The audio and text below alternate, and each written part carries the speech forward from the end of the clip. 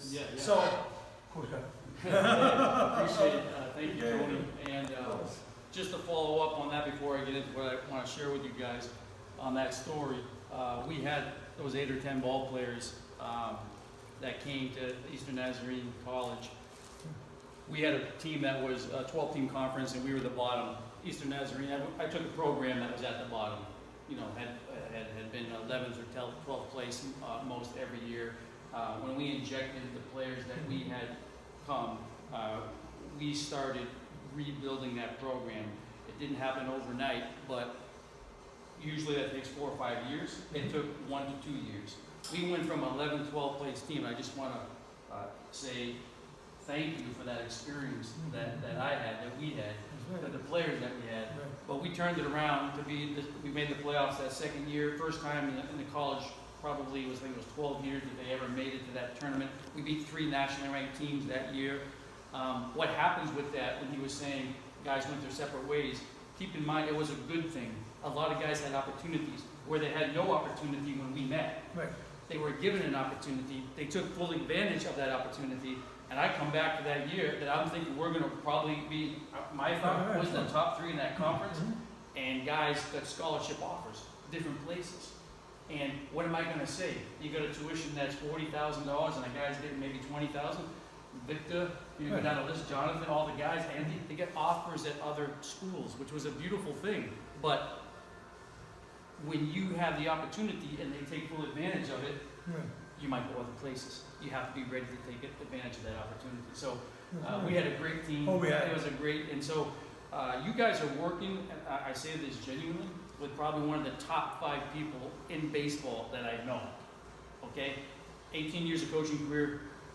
I mean, I've sat with Jose Canseco and Ricky Henderson and Dave Stewart and the Oakland A's in the championship years, and I've gone out with Sammy Sosa and Mark Grace and the Cubs. I've traveled to Japan, and I sat with Ichiro Suzuki, who I consider one of the greatest hitters I've ever seen personally.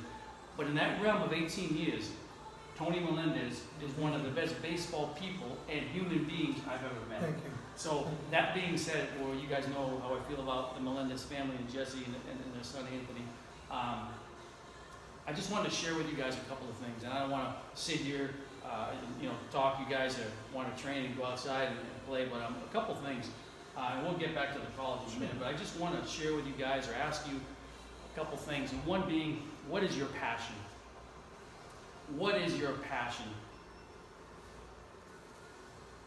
My passion, and he knows this, is baseball. Baseball was my life. I'm not asking you to answer it to us, but in your mind and heart, what is your passion? What do you love to do? And as I retired from coaching in 2011, because Alana was 5 years old, I had a vision, guys. Within that passion, I want you guys to start thinking about a vision. What is your vision? She took a golf swing at 17 months old. People think I'm crazy. I have it on video. That was the most perfect thing of beauty. Think of a swing of a Robbie Cano in baseball. That's what she was given as a gift in golf. So I had a vision in my mind. When she was 5 years old, I told people, inner circle people, that when she's 8, she's going to be playing on a national level. People looked at me like, what do you mean? I remember that. So what do I mean by passion? My passion is baseball, guys. But I gave up my passion for another passion, which is my daughter. Right. And to invest everything I would in baseball to her. I was on my own.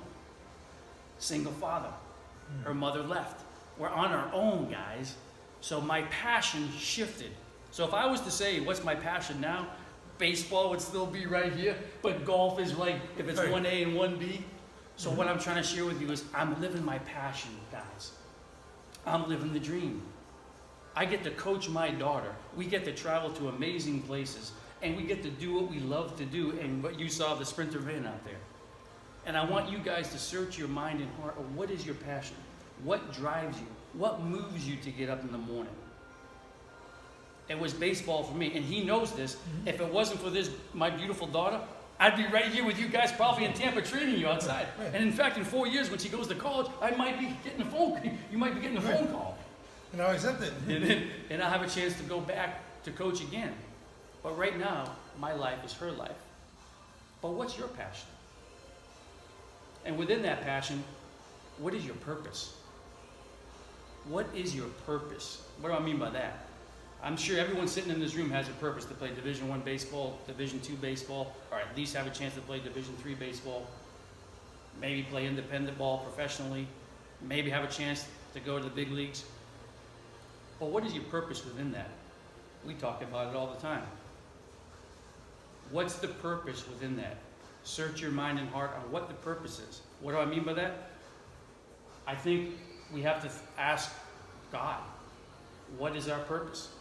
In other words, why are we doing this? Is it to make it to the big leagues and make money and have a couple Lamborghinis like A-Rod? What is the purpose? Or is it to come back and share, to give back to what the game has given to us? So find out what that purpose is. We talk about it all the time. Not to toot Alana's horn, she has over 100 junior championships. That's not the purpose. The trophies on the wall, the awards, it's not our purpose. Her purpose is to give back, to give to kids that maybe don't know how to play golf, or to share with girls that had a dream to play golf but were told that they can't do it. You can't play golf, you can't play a sport, or whatever. So find your passion. And then there's got to be a purpose to go with it. What is your purpose? What do you want to do this for? Be very clear. Write it down. If it's to make it to the major leagues, put it down. Guys, I'm from Boston. The only difference between me and him and our passion, he wanted to be a Yankee, I wanted to be a Red Sox. Okay? We had a chance to play professional baseball, independent baseball, travel 4 years and eating peanut butter sandwiches and tuna fish sandwiches, right? 16-hour bus rides. All those things, guys, I could tell you stories. We could sit here for hours telling you, stories and stories. But I want you to seek what your purpose is. It's really important why you're doing this. Let me tell you something about college baseball. When you sit down with me, he used to sit with me with the guys from the Bronx, and the Bronx guys were a little bit different because some of these guys have never been out of the Bronx. Some of them might know Jeffrey Hostos. We took, maybe not Jeffrey out of the Bronx, New York. His brother played professional baseball with the Blue Jays. Heck of a player, heck of a competitor. We took him out to eat. Probably don't remember, maybe you know Tony, the first night we took him out to eat. Coach, I want a steak. How you want that steak, Jeffrey? I want it like this. The waitress comes and offers him a salad. What kind of dressing do you want on your salad? And I say this respectfully, guys, for every guy in the Bronx that I coach. He leans over and goes, Coach, what's a salad? It struck me that he's probably never had a salad with a steak. I said, you're going to get some greens, and you're going to get some lettuce, and you're going to get some vegetables with it. Oh, Coach, I don't want none of that. I just want my steak. What I'm telling you guys is it was a whole new experience for some of the guys coming out of the Bronx, New York. Some guys didn't know how to interact, on a social level. They didn't know how to handle themselves on a baseball field, in the dugout, off the field, in the dorm rooms. But we took them in. That's right. And we mentored them. And so when you come to the college level, just be aware of this. At this level, you guys are talented ball players. It's a full-time job. I want to be very clear to you. It's not fun and games like you think it is. So when we would sit, going back to that, first thing I would say with a guy is, have you played any other sports? If a guy told me, Coach, I play football, I play basketball, I play this, or I cross-train, I love the guy like that. I love the guy that would play other sports. If he just said, I just play shortstop, Coach, or I'm just a baseball player, a lot of times those guys didn't carry on as much because there's no crossover. It's just specifically baseball. So I encourage you guys, if you're not already, you guys are doing the cross training, play another sport. Try it, whether it be football, whether it be basketball, or training with, or Tony, whatever the cross training is, make sure it's there. So I'd sit down with the guys and I would say to the parent, soon as, let's say Stephen, for example, as soon as he signs up, he's mine. In other words, there's no more high school here. There's no more parents calling me and saying, hey, how come Johnny's not getting playing time? I have no communication with parents. It was just coaches. So just know within that purpose what you're getting yourself into. It's 40 hours a week job. You're going to have a 40-hour week training. Just to give you, a quick rundown. I mean, Anthony was different because he would work out beside even my workout. But 6 a.m. right, and 6 a.m. would be down the cages, early hitting, and then you go to breakfast, and then we go to the weight room, and then we go to shower classes. Then you have classes say from 8:39 till 12 or 1, and then 1 o'clock, boom, early hitting again. My arm, we used to talk and laugh about it. Yeah. Probably had, I'm not kidding, probably 10,000 BP pitches per week. Think about it, guys. 35-man roster, 1 BP coach. Guys getting at least 16 to 18 hacks. So from 1 till 3, we had schedules. Silva, Torres, Johan, Rodriguez, Melendez. These guys would come down and hit all afternoon. Then we'd go to practice. That's when he would come in sometimes with Hector. Then we'd go right to dinner. Then we have night workouts. And then we study. So I don't want to paint a picture that it's college and great. You're not going to have the social life that you think that you're going to have, if you're thinking that. No. I say the same thing to Alana. She'll have opportunity, Lord willing, to go to a college. Well, she's not going to be part of a sorority. She's not going to be, going to these social activities and things. I mean, she'll have some fun, but she's going to have a full-time as well. So just know that if you're going to go to college or you want to play collegiate baseball, I don't care if it's Division III, we were Division III, or it's Division II or Division I, it's a full-time commitment. You're either all in. And he knows this. A lot of guys, I had to pack the bags.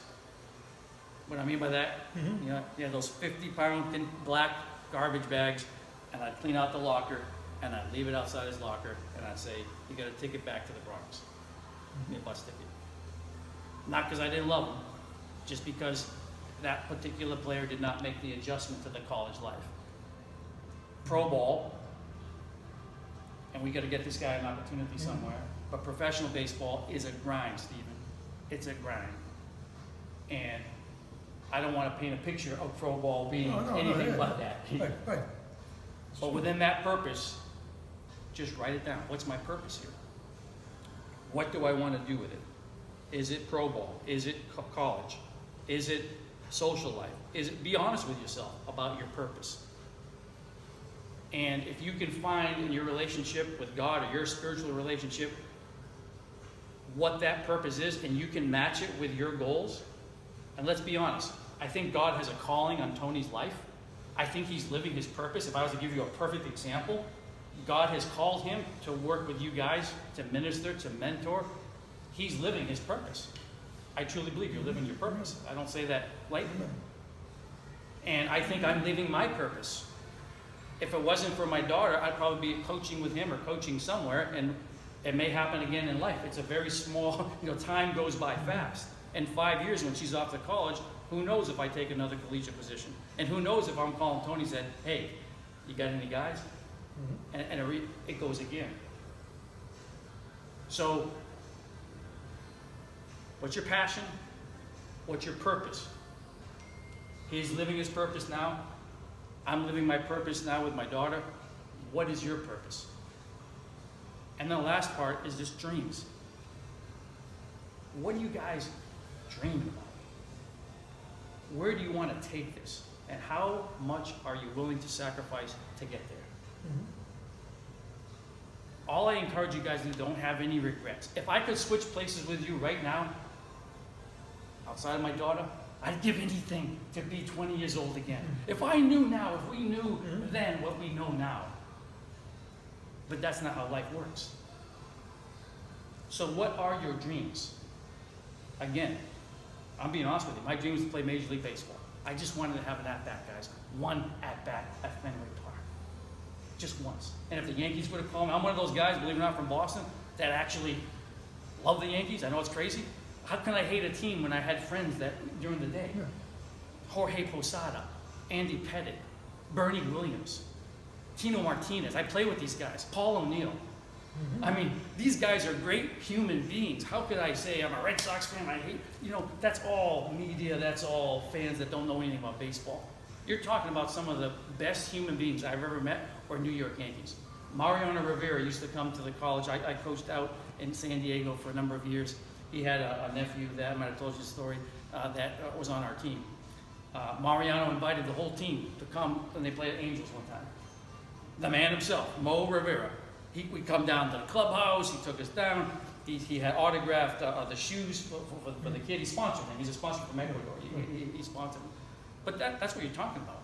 You're talking about some of the best human beings I've ever met in my life, Mo Rivera. So I'm going to get to the business part of this in a minute, but be careful who you don't like in the sport of baseball. Or be careful of your words of, I don't like that guy. Because why? You might be playing with him someday, and you might be in business with him someday. Mm-hmm. How many times did I preach that to the guys at the Yes, Bronx? you did. And one time I got a call from the guy in the Bronx and said, Coach, that guy couldn't stand for that school. I'm working with him right now. You just never know in life, guys. Right. But what are your dreams? Tony has dreams. I have dreams. Alana has dreams. What are yours? I want you to be specific and write those down as well.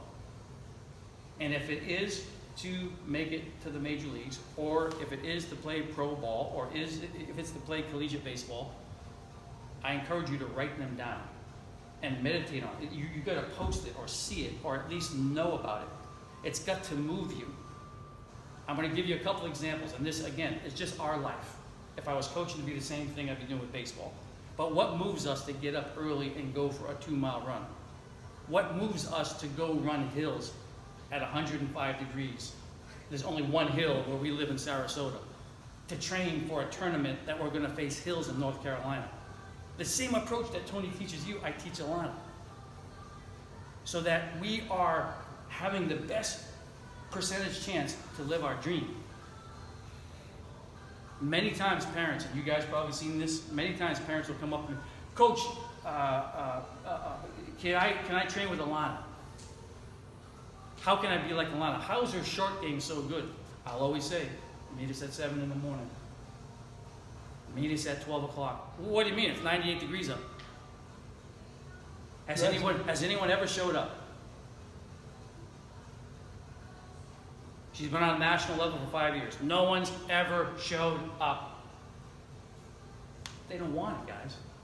They don't want it as much as Alana wants it. So my encouragement to you is, there's somebody out there that wants it more than you, is my point. There's someone training right now. Harder. Thinking about it. Writing notes. How am I going to be better? You probably heard that before from the man standing next to me. Because I'm laughing. But what is your dream? Listen. What is your dream? So I'm just going to give you a real life example, okay? Because this is our life. There's a national event going on. It's called the drive trip putt. You might know it's even from football. It used to be the pass, kick, punt. So this is, it's not a tournament that we play in. It's a crapshoot, guys. It's 9 shots. You chip 3, you putt 3, you drive 3.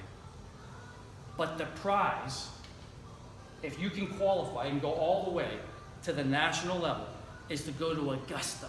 Now, that might not mean anything to you guys, but it's to the Masters. In other words, Alana would get, the player would get a chance to compete against 18 other her age on Augusta National. I want you guys to think of Yankee Stadium. It would be the equivalent of me getting a phone call from Dave Cashman right now and saying, Coach, you got a chance to play left field for the Yankees tomorrow night. That would be a dream, right? It's our dream to get there. What does that mean? We tried 4 years in a row, guys. Eliminated in the semifinals to the person that went to the Nationals and won it. Eliminated in the semifinals to the person who won it and went to the Nationals. Eliminated in 4 years. Heartbreakers. Think of baseball. You know, it's routine ground ball. A guy boots it. You know, bases loaded, nobody out, 6-4-3 double play, and somehow they get the third out before the run scores, or whatever the case. Crazy things happen. So, Bring it now to date. We've been traveling. We've been on the road for 3 weeks. Okay? There's only one qualifier left. 4 years we didn't make it. The only qualifier left is in Miami. Well, we live 4.5 hours away. We just came off the road trip. And I said, Dad, what are we going to do? I had to search my own heart. We could easily have said, you know what, 4 years in a row we didn't make it. You only have, 1 or 2 years left of this. It's kind of beyond us. We tried at age, 9, 10, 11, 12, now we're 13. But let's not do it. I wrestled with it, guys, all night. Why would I want to drive 4.5 hours for 10 minutes, 9 shots, and drive 4.5 hours back? 9 hours round trip for 9 shots. Probably about 10 minutes. And God put on my heart, wait a minute. I preached to her perseverance. I preached to her never give up. I preached to her living the dream. Got her up early. Let's go. What? We're going to Miami. What? Get your golf stuff on. We go down to Miami. I won't go through the whole story. We qualify. Last week, we're at Naples. It's called the Vineyards, guys. This is like a probably $250,000 a year membership at this club. Alana's there. They take the top 2. We've never advanced past this far. I told you we got beat. Alana scores a record high 151 points. We advanced to the regional finals. What does that mean? It's like going to the ALCS. On September 28th of this year, Alana will be going to TPC Sawgrass. Yes, that's TPC where Tiger Woods, Phil plays. She'll have a chance to play against 18 of the top girls in the region for 9 shots. The winner of that goes to the Nationals. What does that mean? We're living the dream. And it isn't about if we make it or not. It's the journey. So within your passion, within your purpose, within the dream, what's the journey? This is the journey, the grind. Working out, learning, what do you want to do? Even if we don't make it, guys, it's all gravy from here. But it's a chance. Do you understand? If someone said to me, Coach, you could play with the Yankees tonight, it's a chance that we have to go to that national event. What does that mean to you? I just encourage you guys, do not regret anything. You've got people in your corner that support you, that work with you. One of the best baseball men that I know. Now you have me as a resource. And this isn't all about baseball, guys. If I was coaching with him right now, and I'm sure he said it to you many times, we want you to be the best husband you can be someday to your wife. We want you to be someday the best father you can be to your child. We want you someday to be the best relationship that you can have in business. Because think of what I said, the journey. The journey doesn't end at the big league level. If you don't believe me, look at A-Rod. He's done with baseball. He's now into investments. He's now ESPN key analyst. The guy is doing things within the journey beside baseball. So there's an end point to baseball, whether it's the big leagues or college or whatever, the journey continues. And I encourage you guys to understand that. We're along this journey, this path. You're along this journey, this path. There's always another step to the journey. So don't think I make it to the big leagues, now I'm set. Don't think that. Because if you don't believe me, talk about those NFL guys, Stephen. Do you know that a high percentage of NFL guys are broke by the time the Super Bowl comes? They are broke because they get paid from July training camp to the end of the Super Bowl. As soon as that Super Bowl ends, they don't get paid. A lot of guys are looking for loans. What do I mean by that? I want you to be the best businessman you guys can. I want you guys to get degrees. I want you guys to continue, and whether it's baseball or no baseball, it's really important to understand the business part of it. Because beside baseball, what are you going to do? What's your purpose? I'm going to hand out, if you don't mind, Tony, I'm going to hand out my business card to the guys. And The reason I'm handing this out to you guys, actually there's a couple, 3 reasons. And you're probably saying, Tony, Coach Tony, why is Coach Matt handing us a business card? I want to tell you why. Number 1, if you're working with this man, you're working with me. What does that mean? You may need a referral someday. You may need a phone call someday. You may need a recommendation someday. My cell phone is on here. I'm the easiest guy to get a hold of. I'm a national sales rep. You just leave me a voicemail. And all you got to say is, Coach, I train with Tony Melendez. Use me as a resource anytime you need it. At some point, you're going to need a job. You're going to need a recommendation for a job. You call that number. Coach, do you know anybody with Bank of America? Coach, do you know anybody with whatever the case may be? And the third part is that phone number, I'm available 24/7 for anything real life. What am I talking about? You might be in a situation sometime, guys. You might be in a bad situation. You might be around people that you know you shouldn't be around. You might be out at 3 in the morning. As I say to her, you guys are older than Alana, she's only 13. If you ever need help for anything, as I've said to Danny, and I've said to Victor, and I've said to Johan and George, all those guys across the board, if they ever need anything in life is what I'm trying to say. Before you make a poor decision, call me. Text me. Coach, I'm in trouble. Coach, I need help. Coach, I need some guidance. Coach, can you just chime in on this? I met a girl and this, whatever the case may be. Last story I want to leave you with going back to Jeffrey Hostos. Jeffrey didn't make it. There's a lot of guys that didn't make it. One heck of a ball player, but just academically, he just couldn't handle what I was talking about. Lost touch with him a couple, 3 years. I probably might have told you this story. And I get a random phone call. Keep in mind, in my Rolodex to this day, I have all those guys in my Rolodex. I mean, I got Tony Melendez, you know, I got Johan, all the guys listed in there. And I get a call from Jeffrey Hostos. And it went something like this. Hey, Coach! I didn't know. Coach, it's Jeffrey! I said, Jeffrey. I'm looking, Jeffrey. I said, Jeffrey? Coach, it's Jeffrey. I said, Jeffrey, what are you doing? He goes, I gotta tell you something, man. This has been bugging me for years. I think like 3 years later. He said, you know all those trips I took to New York? I said, yeah. I had a baby, Coach. I said, what do you mean you had a baby? I had a baby I had to take care of. That's why I went back on the bus. I think it was called Megabucks or whatever it was. I didn't even know this. He goes, but it was because of you, Coach. You taught me how to be a family man. You taught me that I got to put family in front of baseball. You taught me I could put family in front of my priorities, which was school. I got to work, Coach.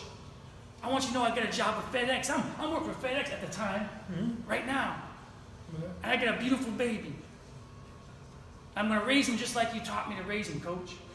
Do you know that meant more to me than any strikeouts Jeffrey had or any off-the-wall doubles that he had, or he's a great two-way player. But I want you guys to understand that we are here for you.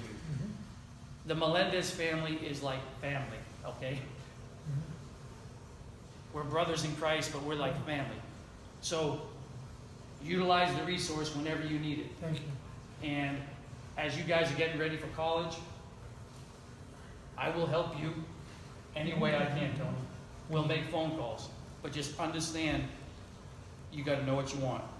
Remember your passion, what it is, what's the purpose, why you're doing this, and are you living for a dream? Let me tell you something, to put on a collegiate uniform, I said to you guys, it's a lot of work, but I say this to Alana, to put on a collegiate uniform is something that you'll never, ever forget. And if you have a chance to make it professionally, that will be something even beyond that. It's worth it, is what I'm saying to you.